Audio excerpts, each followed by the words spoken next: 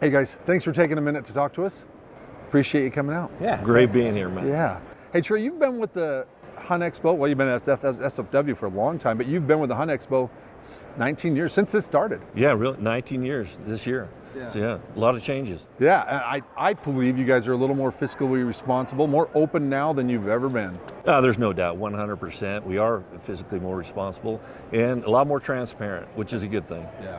How much money did we raise last year at the Expo? It was like 15 million? Yeah, if you take everything, all the auctions and everything combined, yes, roughly about $15 million. Yeah, you're proud of that. I am proud of that. Yeah. And where is that money being spent? I think most people want to know where their money is going. There's a lot of different avenues to that. Obviously, with the Mule Deer Foundation and other state agencies that auction their tags here, it's really just a flow through to them, to manage wildlife in their states. But a ton of that money stays right here in the state of Utah. Yeah, do you have projects that you're like, okay, we can hang our hat on this and feel really proud about it? Oh, 100%. Probably the newest and greatest thing is the sheep nursery herd. That is a product of what happened here last year. Yeah. 100%.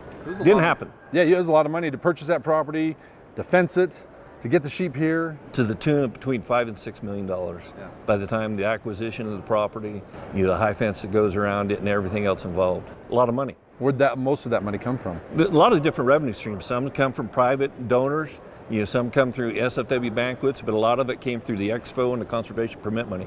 Okay. You mentioned conservation permit money. It generates a lot of money here in the state for conservation. It does. I mean, I don't know the exact number since it started. Last number I heard is we generated well over 200 million. But that's 200 million, but then you go get your federal match, which is 3-to-1. I mean, you're looking $900 million. That's a lot of money that goes back on the ground. Is it working? It is working. I mean, obviously, every project we do doesn't turn out exactly what we hope for. But in my mind, I'll be 100% honest with you. If I didn't think there was a benefit to the average guy, and I think people know me enough to know, I wouldn't do it. Not doing it. There's got to be a benefit, and I thoroughly believe that this is the best process out there and gives the most back to the average guy. Covy, could you talk a little bit about that? I mean, other states have other ways of giving out tags. If you want to expand on that. Yeah, we'll cut right to it, Adam. There is been a movement in the West and a frustration over high dollar tax. I think we've all seen it. We saw it with what Arizona did. We saw it with what just this movement and this sentiment, that's been being talked about. And I actually get it. I mean, the truth is it's a very low number of tags. In Utah, it's less than 5%. But there's still some frustration. And I honestly feel the same way as Troy, and that is these tags allow us to keep hunting cheap. They allow us to cheap for the average person, and they allow us to increase and bolster employees to where we have more wildlife on the landscape because of these permits. Troy just mentioned the bighorn sheep nursery herd. Okay, the bighorn sheep nursery herd is super interesting in that bighorn, they're one of the hardest species we manage. And one of the reasons why is because they're so susceptible to disease. And there's a lot of conflict in bighorn management. A lot of conflict because of different uses on the landscape and whatever else. Sure. But we in Utah decided, we'll assume the risk. We want to expand our populations, but we need a secure facility and location so that we can keep clean, disease-free animals put back on the landscape when we have an incident. And we couldn't have done that without this money. Now, I think there is one thing too when we talk about this that keeps getting overlooked. There's a lot of way to bypass a public draw and allocate permits to different individuals. And some of the places that have been most vocal about this, they're doing the same thing, but they're not getting the bang for the buck for sportsmen. Certain states will give the permit to a guide. They have a guide set aside. Yeah. In New Mexico, there's a portion of the permits that if you want to put in for that special draw, the first thing you have to do is find a guide, pay that guide, get a code, and then put in. Now, and none of that goes back to wildlife. And I'll be honest, over my career, we've been pushed on by some of the guides and outfitters in Utah to say, hey, we want a guide set aside. And our answer is always, well, we have a guide set aside. Yeah. But that money's not going to go into somebody's pocket. it's going to go back to wildlife. I think I'd feel really uncomfortable if we changed that and had the public resource in that aspect benefiting individuals on public land. Right now, the way it is, public wildlife in the conservation permit program, it benefits the general public. And I don't know that I can change the sentiment that's out there. I don't know that I don't know that's my goal. My goal is to listen, to understand the public. And if there's a better way, like please present it. Sure. We have a rule at the agency, and that is, don't ever bring us a problem without bringing us a solution. If there's a better way to fund what wildlife costs, then let us know. And in Utah, we have the best data in the West, which allows us to make better management decisions. We have more projects than probably most other states combined in a lot of aspects. We have more habitat work than any state in the nation. All the states combined. Think about it. Not just the West, all the states. We have mechanically treated and manipulated more acreage in the state of Utah than all the states combined. And that's not a slam towards the other states. That's showing what this program does. And who benefits from that? The whole goal is to produce more opportunity for the average guy. I get it. You know, I don't have the money to purchase this. I don't either. But I know 100% I've benefited from it. You know, we talk a lot about sheep, but we don't have the sheep program in the state of Utah we have without the conservation permit money. Bison, the mountain goat, you know, we're leading the West in this new study with, migration initiative and electronics and the neonate study. Costs hundreds of thousands of dollars. Covey, does that happen if we don't have these funds to draw on? We don't currently have another funding mechanism to do that. Our data quality would go down. Explain to me real quick. It seems like, I'm going to give you a little hard time here. It seems like we have an excess amount of money some years. Like I think there's $3 or $4 million left over from last year's conservation permit program. You have a couple years to spend that money? I can speak to that. Unless, Yeah, go ahead. Yeah, so you're right. So when the conservation groups go and allocate money, they'll allocate the funds that year. We've got a big meeting in April. It's televised. Adam, I think you've been to it. I have.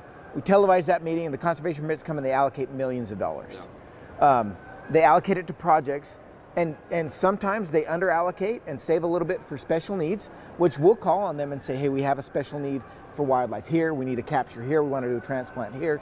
And the other thing is that there are times when, because of federal processes like NEPA or that, where you have to get the paperwork in order for you to do the project, that project won't happen the year that it was intended to happen. Now, all that said, you've got to clear the books within 2 years. You cannot hang on to that money. And so the program is audited every year. The audit is presented at the board in a public process. And if a conservation permit group has money on the books that's more than 2 years old, they have to write a check to the Habitat Council, where we then spend those funds without their input. Okay. The benefit is, if they spend it within the 2 years, they get to pick the projects that their group cares about most. Yeah. And if not, then we pick it with Habitat Council and say, we're going to spend them here. And that's a key point I want to talk a little bit about, what Covey brings up. Not only does this create funds to be able to go and do things, but being in the volunteer business and the conservation business, this change has been absolutely critical, because it gives my membership, my chapters, skin in the game. To be able to raise those funds, but then also have a say on where they're spent. Now, granted, we have to pick from those projects that are vetted and presented by the Division of Wildlife Resources, but it gets us a chance to be involved and take some ownership where they see things done in their backyard. That's big. I mean, we all know, we've all been volunteers at some time, and you get burned out. I've got volunteers that are going on 30 years. Why do they stick around?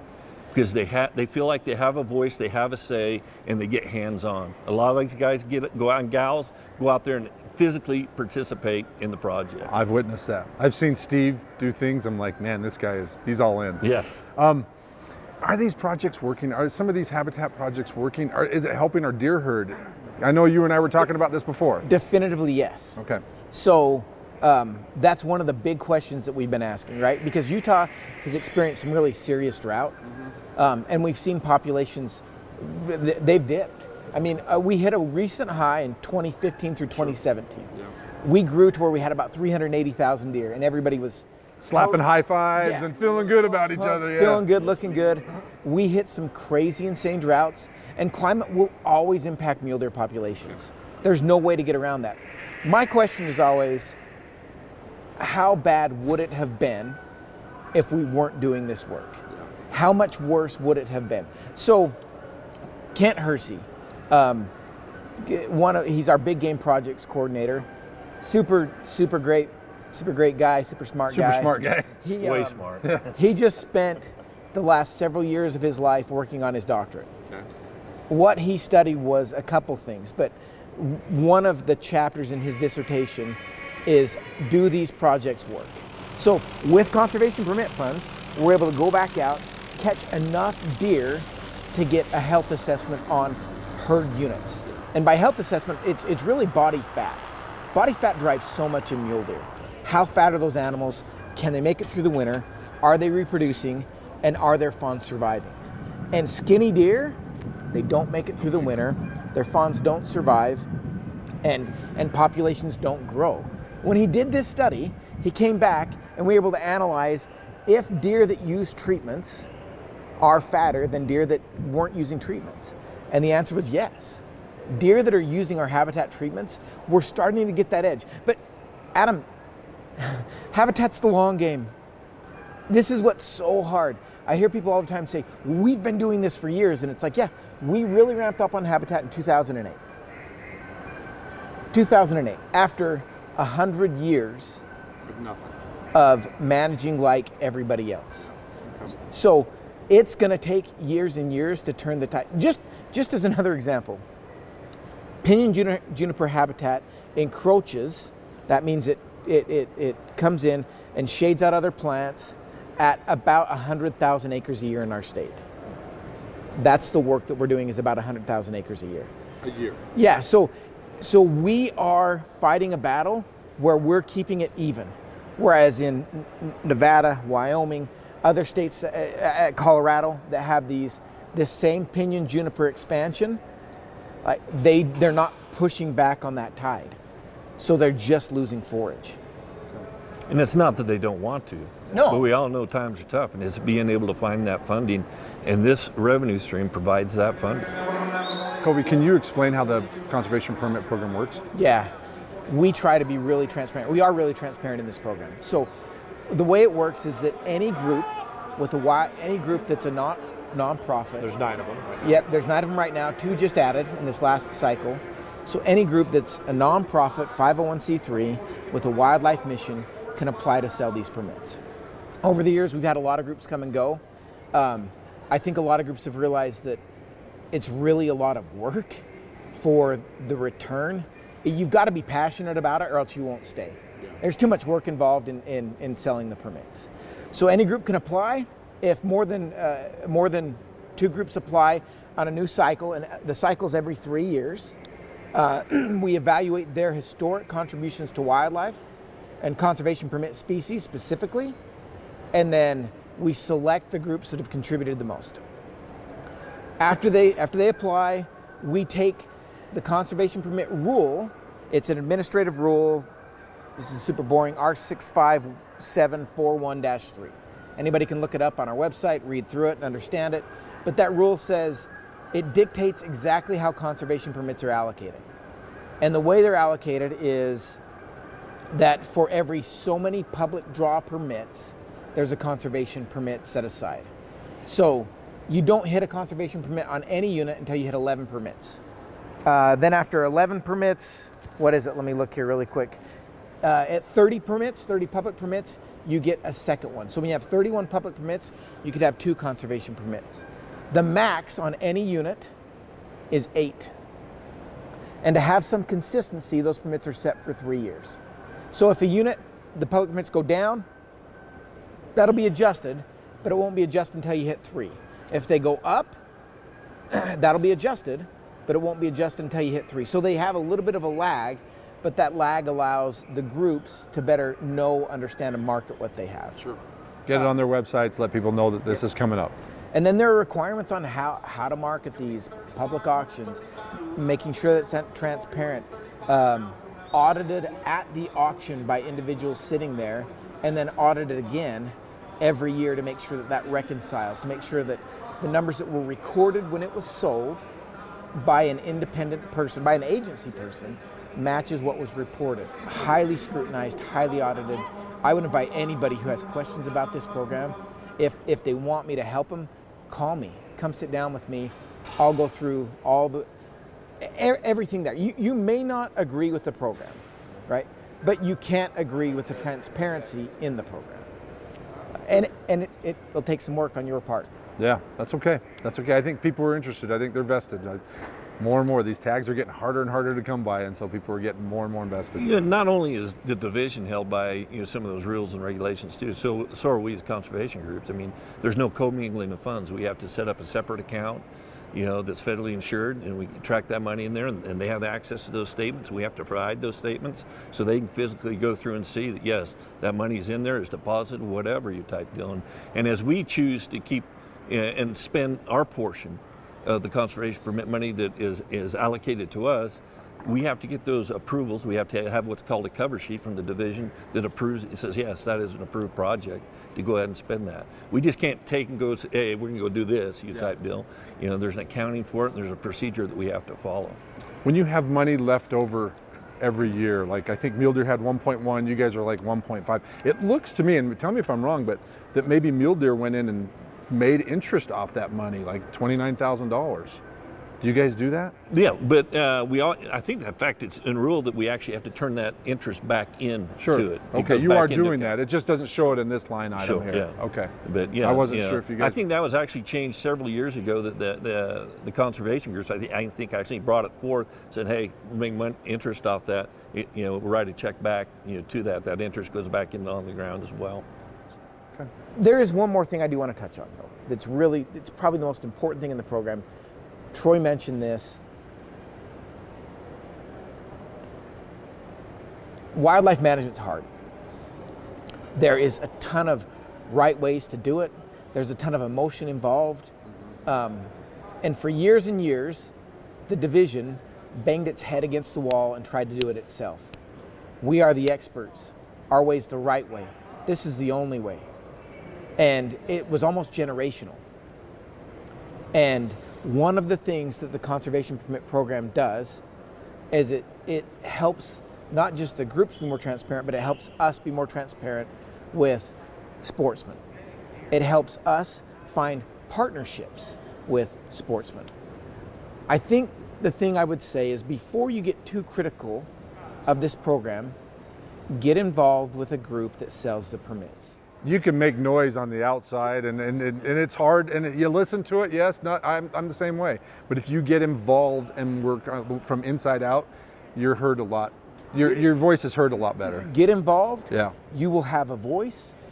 You will have a relationship. Having a relationship with sportsmen is probably the most important thing we do. We manage wildlife, but really we manage it for the people of Utah. And so having relationships where they have skin in the game and we have skin in the game, and we're pushing towards common goals, it's the best change in wildlife management in 100 years. Having an invested partner who cares as much as you do, that's willing to say, we want increased populations, we want healthy populations, we want capture data, we want to manage mule deer better. Without that, we just couldn't make the progress that we've made. There's a lot of work to do. I'm not saying there's not. But we're trying. We're trying, and we finally, the habitat, we're moving the needle. The deer data that we have, we know where we have predator sinks, we know where we have malnutrition sinks. We need help. Well, there's a call to sportsmen of, hey, this unit's definitely a predator sink, help us. We can't do it all on our own, but these partnerships allow us to have a network to say, here's where we need the help. And it's working. It is working for sure. It's working. And I guess my advice to the average guy that really wants to know, there's a better source of truth than social media. Yeah, go to the website, go to the division, come to us. Like we've talked about prior to this thing is so heavily audited. The audit's published. You can go see it. You can actually go and participate and watch it being presented through the racks and through the wildlife board. The truth's there if you want to find it. And then, like Covy says, get involved for yourself, and you make the decision whether it's working or not. I personally believe it is. The day that I don't, I'm done. It's over. I'm like the rest of you guys. I want to hunt, and I truly believe this gives us the best opportunity and the best avenue out there to increase opportunity for us as the average Joe. Yeah, do we sell a few tags? Yeah, we do.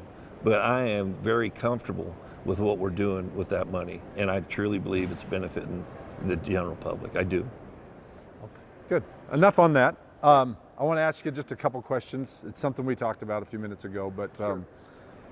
I'm getting a lot of questions about thermals.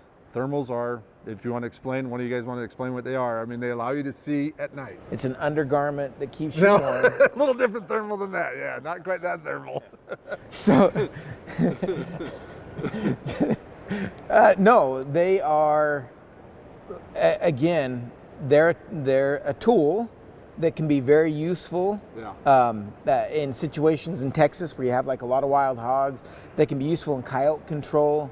They're illegal in Utah to have in your possession if you're hunting, scouting, or anything right now. For big game. August 1st or August Yeah. 1st? August 1st through December 31st. Yeah, and that's exactly what I was going to say. They can be a great tool when you have something that's a nuisance or a predator that you want to address. And to be honest, I think for a lot of us, it really feels like cheating when you're hunting big game. Yeah.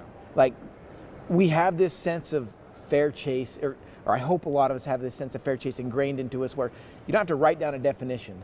But if you can watch an animal that can never escape you, and you can see it when you can't pick it out with bare eyes or binoculars, it just feels dirty. I think too, it's hard for conservation. I've talked to them. They're friends of mine. It's hard for them to enforce. You got to catch somebody in the act. People are using them. Outfitters are using them. They're unfair, and they shouldn't be used. In my opinion, how does SFW? What's your guys' stance on that? There's no room for them in the big game hunting world, bar none. Yeah, It is illegal. It is illegal. Is there big enough teeth though to make it so a guy is like, I okay, think I'm there not gonna is. use I it? mean, quite honestly, if you're using them and you're caught, say you kill a buck that's over 24 inches, that poaching rule comes into play. It's felony. It's a felony, man. And I know it's tough. I mean, they're small, they fit in a pack, and you're by yourself, whatever type deal. I know guys are using them. I do too. They're 100% they're using them, and they are a very effective tool. But you've heard me say this for a long time. We got to put the hunt back in hunting, and we as hunters have got to do a better job of patrolling ourselves and say, you know what, we need to put some of these tools back in the toolbox. Now, is there a role for them in predator hunting and predator management? Yeah, I get it. But as far as big game and spore hunting, no, there's no place. We've gotten too good. Too good. And I'll be honest with you, like, you may get away with it today, you may get away with it tomorrow, but at some point, somebody's going to see you, your client's going to tell. Disgruntled employee is going to come back A at you. disgruntled employee is going to come back at you. You're going to have a text message that shows you're using them. Somebody's going to take a photo of you. It's a game of odds, right? Like, you may get away with it 10 times, but on the 11th time, you're going to get caught. And is it worth having your hunting privileges revoked, huge fines? Like, is it worth that? I hope they'll really take that into consideration. And just, if you're using them, stop. It's not worth it. And it's not worth it just because of the penalties. It's illegal in that, but let's have some self-control. I like it. Well, gentlemen, I appreciate you sitting down with us. You didn't have to again. And the Hunt Expo, it's a huge success. Again, there's 500 exhibitors this year. It looks fantastic. Everybody I've talked to, some of the new vendors, they're really excited, and I'm excited to go tonight and see some of these tags. I mean, who knows? 1.3 million might get surpassed again. It may. There's definitely some great tags being auctioned off tonight. Yeah. But there's a lot more here to the Expo than just those auction tags. As Yeah. you mentioned, over 600 vendors down there. A lot of cool stuff and gear out there, man. And that's one thing we're proud of. Us and our partner, the Mule Deer Foundation, is we really want this to be a family show. It's about bringing up that next generation. So bring your families, come down and see us. It's fun. It's fun. is. Well, thank you again. Thank you. Thanks, Adam.